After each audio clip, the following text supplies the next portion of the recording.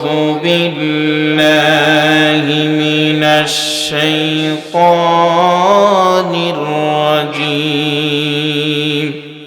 বিতাড়িত মরদুদ শয়তান হতে আল্লাহ রাব্বুল আলামিনের কাছে আমরা আশ্রয় চাচ্ছি।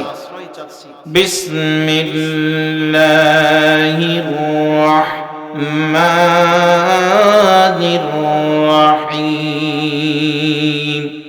শুরু করতেছি সেই আল্লাহ পাক রব্বুল আলামিনের নামে।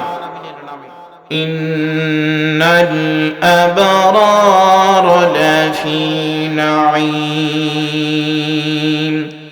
ওয়া ইন্নাল ফুজ্জার লাফি জাহিম।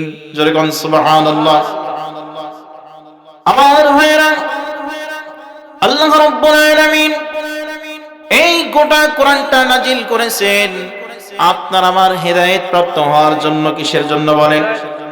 এই কোরআন থেকে আমরা আলোচনা শুনব, কোরআন থেকে আলোচনা শুনে নিজের জীবনে আমল করব, তবে আমি আপনি হেদায়েত প্রাপ্ত হয়ে যাব। জোরে কোন সুবহানাল্লাহ।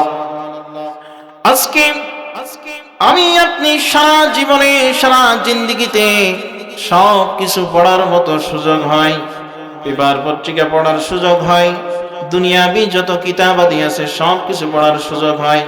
কিন্তু আল্লাহ পাক রব্বুল আলামিন যে কোরআনুল কারীম নাজিল করেছেন, যেই কোরআন পড়া আপনার আমার জন্য ফরজ করেছেন, দুনিয়াবি সকল কিতাব পড়ার সুযোগ হলেও সেই কোরআন কিন্তু আমরা হতভাগা পড়তে চাই না। কথা কোন ঠিক কিনা?